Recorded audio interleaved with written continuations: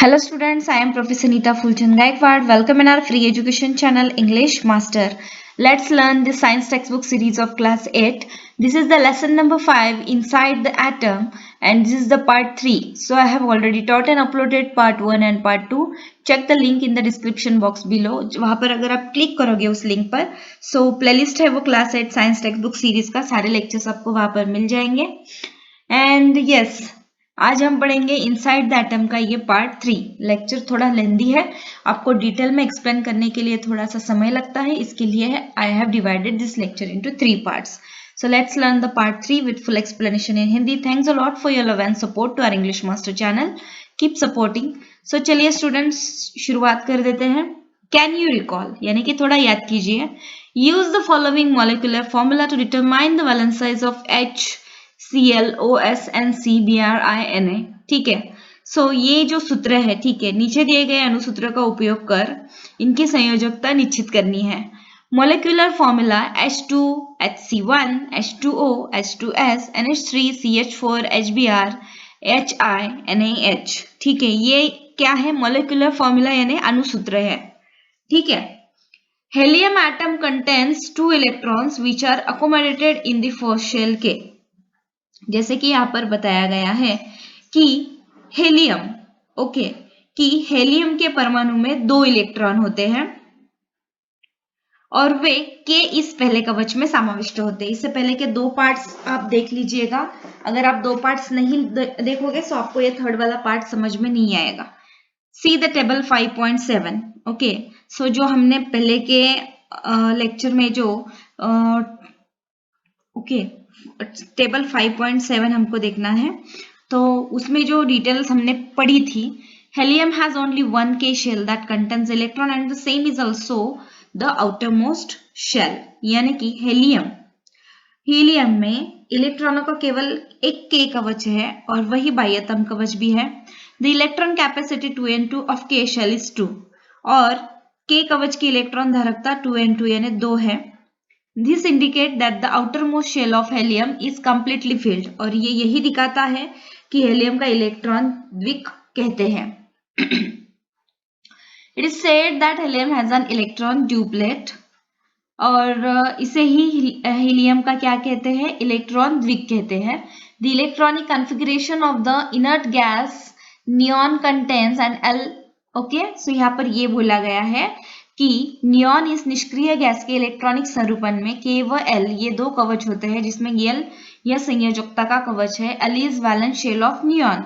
L कवच जो है, ठीक है, तो यह संयोजकता का कवच है. The electron capacity of L shell is 8 and the table 5.7 shows that the valence shell of neon is completely filled.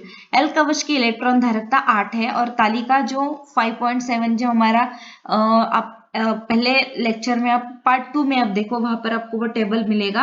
सो उसमें यह स्पष्ट होता है कि नियॉन का संयोजकता कवच पूर्ण भरा है. It is said that neon has an electron octet. और इसे ही क्या कहते हैं कि नियॉन में इलेक्ट्रॉन अष्टक है, ऐसा कहते हैं. इलेक्ट्रॉन ऑक्टेट यानी इलेक्ट्रॉन अष्टक. Argon is an inert gas having electron in the shells K, L and M. तो यहाँ पर क्या बताया गया है कि K, L और M इन कवचों में इलेक्ट्रॉन रहने वाली निष्क्रिय गैस अर्थात ऑर्गन है. The electron capacity of the M shell is 2 into 32 is equal to 18. M इस कवच की इलेक्ट्रॉन धारकता इतनी है. Okay, however in argon there are only 8 electron in the valence shell M. और यहाँ पे ये बताया गया है कि ऑर्गन में M इस संयोजकता कवच में केवल 8 इलेक्ट्रॉन है. सी द टेबल 5.7 टेबल आप प्लेलिस्ट में जाके पार्ट 2 में जाकर चेक कीजिए. It means that there are 8 electron in the valence shell of inert gas. So इससे यही पता चलता है कि निष्क्रिय गैसों के संयोजकता कवच में 8 इलेक्ट्रॉन होते हैं. दैट इज एन अर्थात इलेक्ट्रॉन ऑक्टेट. और इसको ही क्या कहते हैं? इलेक्ट्रॉन अष्टक कहते हैं. From this, it is understood that the valency is 0 when electron octet or duplet is complete. So electron अष्टक या द्विक पूर्ण होता है तब संयोजकता क्या हो जाती है, वैलेंसी 0 हो जाती है. The electronic configurations of elements other than inert gases, table 5.7, show that they do not have electron octet or their electron octet are incomplete. जो हमारा टेबल नंबर 5.7 है इसमें यही दिखाया गया है कि निष्क्रिय गैसों के अतिरिक्त अन्य तत्वों के इलेक्ट्रॉनिक स्वरूपन में ऐसा दिखाई देता है कि उनमें इलेक्ट्रॉन अष्टक स्थिति नहीं है या उनकी इलेक्ट्रॉन अष्टक स्थिति अपूर्ण है, इनकम्प्लीट है. Regarding hydrogen it can be said that it's electron duplet is incomplete. Hydrogen के बारे में यह कह सकते हैं कि हाइड्रोजन का द्विक अपूर्ण है. Atom of all the elements except inert gases have tendency to combine with other atoms, meaning that they have a non-zero valency. तो यहाँ पर यही बोला गया है कि निष्क्रिय गैसों के अलावा अन्य सभी तत्वों के परमाणुओं में अन्य परमाणुओं के साथ संयोग करने की प्रवृत्ति होती है, अर्थात उनकी संयोजकता 0 हो जाती है, शून्य होती है. सॉरी, उनकी संयोजकता जो उनकी संयोजकता है वो 0 नहीं होती. They have a non zero valency. Okay, उनकी संयोजकता शून्य नहीं होती. You have seen from the formula of the molecules formed by combination with hydrogen, for example H2HC1, that valency of hydrogen is 1.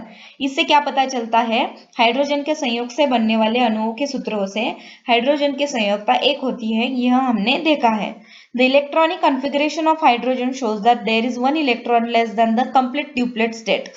और हाइड्रोजन के इलेक्ट्रॉनिक स्वरूपन से हमें यही दिखाई देता है कि उसके के इस कवच में अर्थात हाइड्रोजन में पूर्ण द्विक स्थिति की अपेक्षा 1 इलेक्ट्रॉन कम है. The number 1 matches with the valency of hydrogen which is also 1. और यह एक संख्या हाइड्रोजन की संयोजकता से मिलती है. And moreover it is learned that the electronic configuration of sodium electron in the valence shell and the valency of sodium is also 1 as seen from the molecular formula NaC1 NaH etc. तो यहाँ पर यही बताया गया है कि sodium के 281 इस स्वरूपन से यह पता चलता है कि सोडियम के संयोजकता कवच में 1 इलेक्ट्रॉन है और NaC1 NaH ऐसे अनुसूत्रों से पता चलता है कि सोडियम की संयोजकता 1 ही है. It means that there is some relation between the valency of an element and the number of electron in its valence shell. और इसका अर्थ यह है कि तत्वों की संयोजकता और उनके संयोजकता कवचों की इलेक्ट्रॉन संख्या में कुछ तो संबंध है. Use your brain power. दिमाग की बत्ती जला.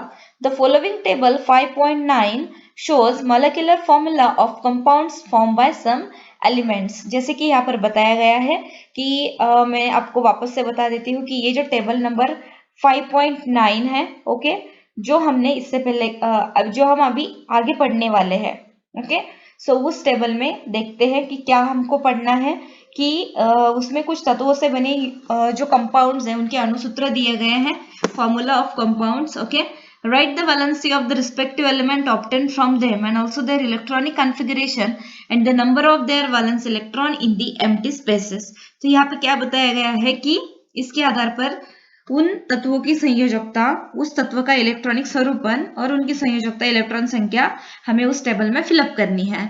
Let's learn this table. Serial number, okay, अनुक्रमांक, सिंबल ऑफ एलिमेंट यानी तत्व का संकेत है, मॉलिक्यूलर फॉर्मूला ऑफ कंपाउंड यानी जो कंपाउंड है उसका अणुसूत्र, valency of the element means तत्व की संयोजकता,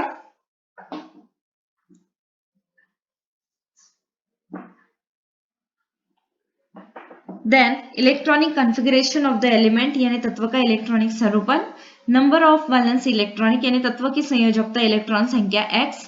एंड यहाँ पर देखिए ये जो सूत्र दिया गया है 8 - x, 8 इज ग्रेटर देन 4 के लिए. ओके, सो चलिए number 1 H, symbol of element is H. इसका जो अणुसूत्र है वो क्या है, HC1. So valency of the element क्या हो गई, 1 हो गई. Electronic configuration of the element 1 आ गया और नंबर ऑफ वैलेंस इलेक्ट्रॉन्स 1 आ गया. सो हियर ये Na हो जाता है. ठीक है, नेक्स्ट C1. ओके, सो यह इसका जो कंपाउंड मॉलिक्यूलर फॉर्मूला है वो है HC1.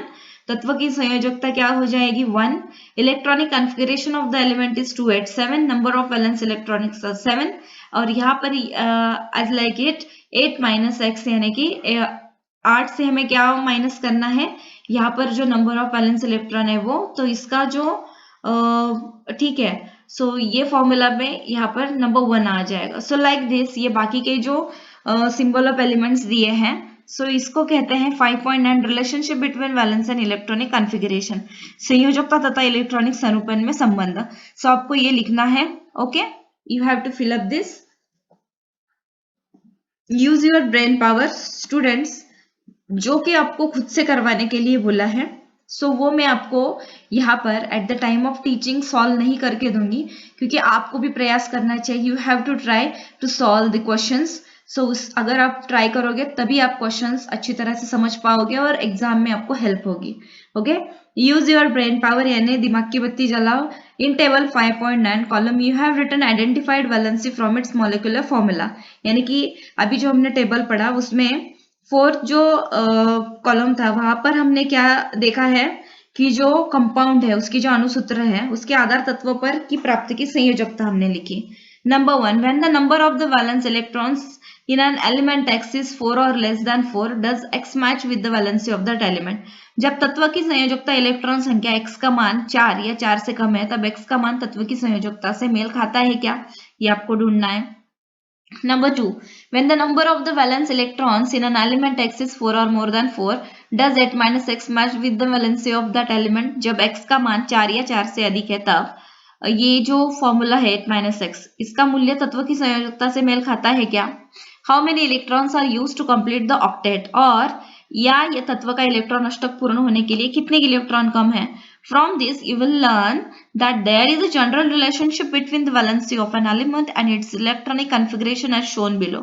इससे आपको यही पता चलता है कि तत्व की जो संयोजकता है और उसका जो इलेक्ट्रॉनिक स्वरूपन है इसमें सामान्यतः जो संबंध होता है, ठीक है। ऑलवेज रिमेंबर, हमेशा ध्यान में रखिएगा, valency of an element is same as the number of its valence electrons if this number is 4 or less than 4, कि जिस तत्व में संयोजकता इलेक्ट्रॉन संख्या 4 या उससे कम होती है उस तत्व की संयोजकता उसकी संयोजकता इलेक्ट्रॉन संख्या के बराबर होती है। ऑन द अदर हैंड, यानी इसके विपरीत, व्हेन एन एलिमेंट हैज 4 और more valence electrons the number of electron by which the octet is short of completion is the valency of that element. और इससे विपरीत जिस तत्व में 4 या उससे अधिक संयोजकता इलेक्ट्रॉन होते हैं तब अष्टक पूर्ण होने के लिए जितने इलेक्ट्रॉन कम होते हैं वह संख्या उस तत्व की क्या होती है, संयोजकता होती है। तो we called it valency. Okay, use your brain power. Again हम आपको सोचना है। Number 1, what is mean by atomic number z of an element, कि तत्व के परमाणु क्रमांक z का अर्थ क्या है। Number 2, atomic numbers z of some elements are given here. यहाँ पर नीचे कुछ तत्वों के परमाणु क्रमांक दिए हैं। Write down the number of electron present in the outermost shell of each of them. So उन प्रत्येक तत्वों के बाह्यतम कवच में कितने इलेक्ट्रॉन है वो आपको लिखने हैं। एलिमेंट तत्व HCNaC1N। ओके, सो यहाँ पर देखना है Z means what and what is mean by atomic number Z of an element. यहाँ पर आपको एटॉमिक नंबर लिखना है Z as an element and यहाँ पर है number of electrons in the outermost shell. Okay, so चलिए the number of, ये आपको फिलअप करवाना है, ठीक है। सो यहाँ पर आपको क्या दिया है, Z element. So number of electrons in the outermost shell आपको यहाँ पर लिखने हैं, जो थर्ड वाला जो M वाला शेल है, ठीक है। सो M शेल में कितने इलेक्ट्रॉन्स होते हैं उनका नंबर आपको यहाँ पर लिखना है। पार्ट 1 में मैंने आपको पढ़ा डिटेल में दिया है इंफॉर्मेशन की ये जो सारे सूत्र है, जो सारे हमारे तत्व है कि इनके K शेल, L शेल और M शेल में कितने इलेक्ट्रॉन्स होते हैं, तो वो नंबर M शेल के इलेक्ट्रॉन में कितने इलेक्ट्रॉन्स है, ठीक है। सो वो आपको यहाँ पर लिखने हैं। The number of electrons of some element is given here, कुछ तत्वों की इलेक्ट्रॉन संख्या यहाँ पर दी है। By using it write the electronic configuration, number of valence electron and valency of the respective elements. उस आधार पर उस तत्व का इलेक्ट्रॉनिक स्वरूपन, संयोजकता, इलेक्ट्रॉन संख्या और संयोजकता लिखनी है। एलिमेंट, ओके, यानी तत्व LICMGO, ठीक है। एंड यहाँ पर देखिए नंबर ऑफ इलेक्ट्रॉन्स यानी कि इलेक्ट्रॉन की संख्या आपको लिखनी है। इलेक्ट्रॉनिक कॉन्फ़िगरेशन आपको लिखना है। इलेक्ट्रॉन स्वरूपन इसको कहते हैं। नंबर ऑफ वैलेंस इलेक्ट्रॉन्स यानी संयोजकता, इलेक्ट्रॉन संख्या आपको लिखनी है और वैलेंस यानी संयोजकता आपको लिखनी है। Number 4, why are the atomic numbers and atomic mass numbers always in whole numbers. परमाणु क्रमांक और परमाणु द्रव्यमानांक हमेशा पूर्णांक ही क्यों होते हैं। Number 5, sulphur contain 16 proton and 16 neutron, कि सल्फर में 16 प्रोटॉन और 16 न्यूट्रॉन होते हैं। What would be its atomic number and mass number, तो उसका परमाणु क्रमांक और परमाणु द्रव्यमानांक कितना होगा। अभी यहाँ पर हम पढ़ेंगे आइसोटॉप्स यानी कि समस्थानिक। The atomic number is a fundamental property of an element and it's chemical identity. तत्व का परमाणु क्रमांक यह तत्व का मूलभूत गुणधर्म और उसकी रासायनिक पहचान है। Some elements in nature have atoms with same atomic number but different mass number. प्रकृति में कुछ तत्वों में परमाणु क्रमांक समान परंतु परमाणु द्रव्यमानांक भिन्न ऐसे परमाणु होते हैं।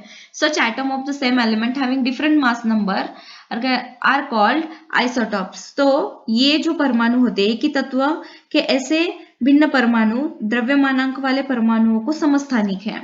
फॉर एग्जाम्पल, उदाहरण के लिए carbon has 3 isotopes namely C12, C13, C14।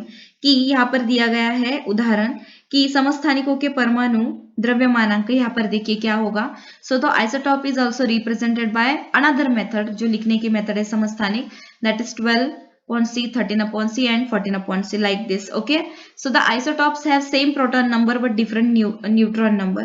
इससे क्या पता चलता है कि समस्थानिकों की प्रोटॉन संख्या समान परंतु न्यूट्रॉन संख्या उनकी भिन्न होती है। Isotope 12C, mass number A is equal to 12, परमाणु द्रव्यमानांक है ये, proton number atomic number Z यानी कि ये है प्रोटॉन संख्या Z परमाणु क्रमांक, neutron number N is equal to A minus Z, यानी न्यूट्रॉन की संख्या आपको कैसे गिननी है, N is equal to A minus Z, इस सूत्र से। सो ये है फाइनल जो आपको नंबर्स यहाँ पर दिख रहे हैं। ओके, कलेक्ट इंफॉर्मेशन, आपको थोड़ी जानकारी प्राप्त करनी है। हाइड्रोजन हैज 3 आइसोटॉप्स, के हाइड्रोजन के कुल 3 समस्थानिक हैं। They have separate names hydrogen, deuterium and tritium. Okay, so यहाँ पर देखिए कि हाइड्रोजन, ड्यूटेरियम और ट्रिटियम ये उसके 3 नाम है। Find out their mass numbers, तो आपको उसके परमाणु द्रव्यमानांक ढूंढने हैं। Collect the information about what is heavy water from internet, और आपको गूगल पर जाकर क्या करना है, हैवी वाटर भारी जल का अर्थ क्या है इसके बारे में जानकारी प्राप्त करनी है। और ये टेबल भी आपको कंप्लीट करना है स्टूडेंट्स, दैट इज आइसोटॉप्स यानी समस्थानिक, प्रोटॉन नंबर यानी प्रोटॉन की संख्या, न्यूट्रॉन नंबर यानी न्यूट्रॉन की संख्या। ओके, सो ये टेबल आपको कंप्लीट करना है। सो चलिए आगे बढ़ते हैं। यूज ऑफ आइसोटॉप्स यानी कि समस्थानिकों के उपयोग। Isotopes of some elements are radioactive, यानी कुछ तत्वों के समस्थानिक रेडियोधर्मी होते हैं। They are used in various fields such as industry, agriculture, medicine, research field. उनका उपयोग विविध क्षेत्रों में किया जाता है, उदाहरणार्थ औद्योगिक क्षेत्र, कृषि क्षेत्र, चिकित्सीय क्षेत्र, अनुसंधान क्षेत्र। Uranium, number 1, uranium 235 is used for nuclear fusion and production of electricity. Uranium 235 का उपयोग नाभिकीय विखंडन और विद्युत निर्मिति के लिए करते हैं, ये ध्यान में रखिएगा। Number 2, some radioactive isotopes like cobalt 60 are used in the medical treatment of fatal disease like cancer. Cancer जैसे प्राणघातक विकार के चिकित्सकीय उपचार में कुछ तत्वों को रेडियोधर्मी समस्थानियों का उपयोग करते हैं, उदाहरणार्थ cobalt 60। Number 3, iodine 131 is used in the treatment of, यहाँ पर देखिए कि goitre disease of thyroid gland. So iodine 131 ये जो है इसका उपयोग कहाँ पर करते हैं, गॉइटर या थायराइडिस विकार के चिकित्सीय उपचार में।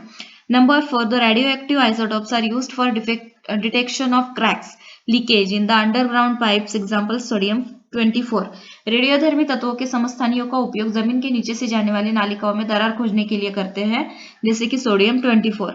Number 5, radioactive isotopes are used for food preservation from microbes. अन्न पदार्थों का सूक्ष्म जीवाणुओं से परीक्षण करने के लिए रेडियोधर्मी तत्वों का उपयोग करते हैं।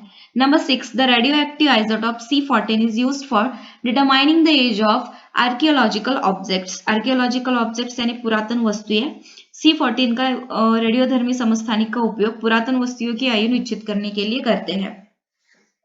न्यूक्लियर रिएक्टर यानी कि इसको हिंदी में बोलते हैं परमाणु भट्टी। Look at this image number 5.10, nuclear reactor ये है परमाणु भट्टी। Bhabha atomic research centre Mumbai, Bhabha परमाणु अनुसंधान केंद्र Mumbai. Nuclear reactor is a machine that generates electricity on large scale by using atomic energy. जैसे कि यहाँ पर दिखाई देता है कि परमाणु ऊर्जा के सबसे बड़े पैमाने पर विद्युत निर्मित करने वाले संयंत्र को परमाणु भट्टी कहते हैं, न्यूक्लियर रिएक्टर कहते हैं। The nuclear energy in atom is release by bringing about nuclear reaction on the nuclear fuel. परमाणु भट्टी में परमाणु ईंधन पर नाभिकीय अभिक्रिया करके परमाणु की नाभिकीय ऊर्जा मुक्त करते हैं। Let us understand a nuclear reaction with example of a nuclear fuel. तो यहाँ पर चलिए संबंधित नाभिकीय अभिक्रिया समझने के लिए यूरेनियम 235 तो यूरेनियम 235 इस परमाणु ईंधन का उदाहरण हम लेंगे। On bombardment with slow speed of neutrons, the nucleus of the isotope uranium 235 undergoes nuclear fission to form nuclei of two different elements, krypton 92 and barium 141 and 2 to 3 neutrons. तो यहाँ पर क्या बोला गया है कि धीमी गति से न्यूट्रॉन का आघात करके यूरेनियम 235 समस्थानिक के नाभिक का विखंडन होकर उससे क्रिप्टॉन 92 तथा बेरियम 141 इन भिन्न तत्वों के नाभिक और 2 से 3 न्यूट्रॉन का निर्माण होता है। On decreasing the speed, these neutrons bring about fusion of more U-235 nuclei. So क्या होता है कि न्यूट्रॉनों की गति कम करने पर वे U-235 के नाभिकों का विघटन करते हैं। In this way, a chain reaction of nuclear fusion takes place. इस प्रकार से नाभिकीय विखंडन की श्रृंखला अभिक्रिया होती है। Like this. Okay, see the figure 5.11. आगे हम उस नेक्स्ट इमेज देखेंगे। A large amount of nuclear energy is released during a chain reaction of fusion.